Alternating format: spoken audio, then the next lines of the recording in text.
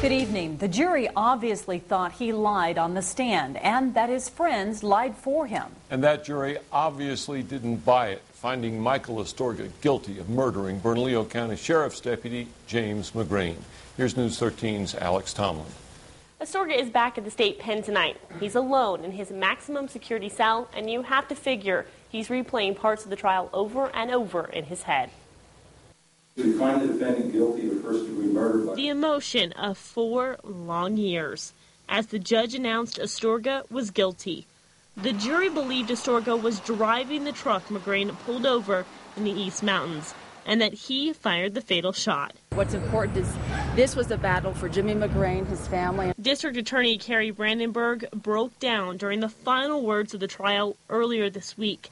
Today, a weight's been lifted. I feel like justice has been done, and that's a good feeling after all those months of hard work. He was really disturbed by it. Her counterpart, defense attorney Gary Mitchell, says Astorga maintains his innocence, and they both feel like the jury thought Astorga was guilty from the get-go. I had to come to Albuquerque to prove his innocence. Obviously, I didn't get it done.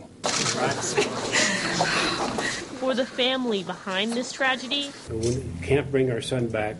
We miss him every day, but it kind of is justice served. James McGrane Sr. says they know this fight isn't over. Sentencing for Astorga is expected to happen in September. He could get the death penalty. We know we have phase 2 to go yet, and that will be probably starting sometime in September. But we agreed to go this route way back 4 years ago, and we're not backing down.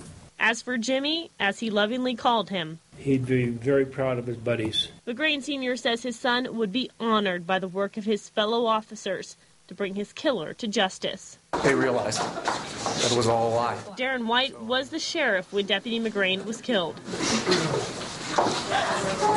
He also couldn't hold back his feelings. Justice was served today.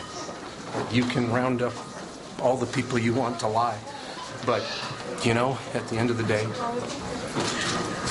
they understood what happened, and we got justice for Jimmy, and that's what matters most to us. There is another family in all this. My son looked me square in the eye and said, I am innocent, and that's all I need to know. A source tells us the turning point for the jury was when the DA tripped up one of Astorga's alibi witnesses on the stand. That woman claimed she remembered Astorga was at her house the night of the murder because that was the same day she went to the ER sick. Brandenburg pointed out her medical record showed she'd actually gone to the ER the day before. Back to you. Okay, Alex, a separate jury will decide if Astorga should be executed. If that happens, Astorga's case is automatically appealed under state law. If the jury does not vote for death, Astorga can then file an appeal on his own.